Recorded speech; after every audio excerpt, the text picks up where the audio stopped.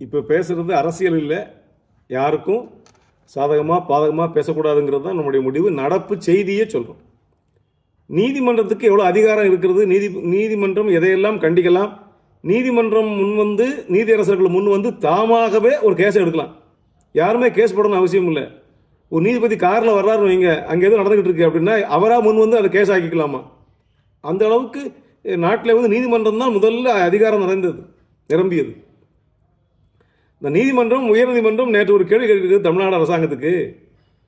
இந்த மருத்துவமனைகளில் ஒப்பந்த ரீதியில் பணியாற்றக்கூடிய செவிலியர்களுக்கெல்லாம் ஊதியம் வழங்கவில்லை அந்த மாதம். அது என்னன்னு தெரியல நமக்கு. ஒப்பந்த பணியாளராக பணியாற்றுகிற அந்த செவிலியர்களுக்கு மாத ஊதியம் வழங்கப்படாத நிலை, நிதி இல்லை என்ற காரணத்தினாலே தாமதப்படுத்தப்பட்டிருக்கிறது. அவ்வளோதான். அதை நீதிபதி அவராகவே சொல்கிறாரு, இலவசமாக கொடுப்பதற்கு பணம் இருக்கிறது, சம்பளம் கொடுக்க பணம் இல்லையா என்று நீதிமன்றம் கேட்கிறது. ஏன்னா இப்போ 2-3 இலவச திட்டங்களை அறிவித்திருக்கிறார்கள். காலை உணவு திட்டம், அன்பு கரங்கள் திட்டம் எல்லாம்.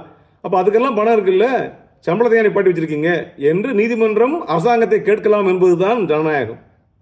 நாம் ஓட்டு போட்டு தேர்ந்தெடுத்த அரசாங்கத்தை கூட நீதிமன்றம் கேள்வி கேட்க முடியும் என்பதுதான் இதெல்லாம் நம்முடைய அரசியல் சாசனத்தில் இருக்கிறது.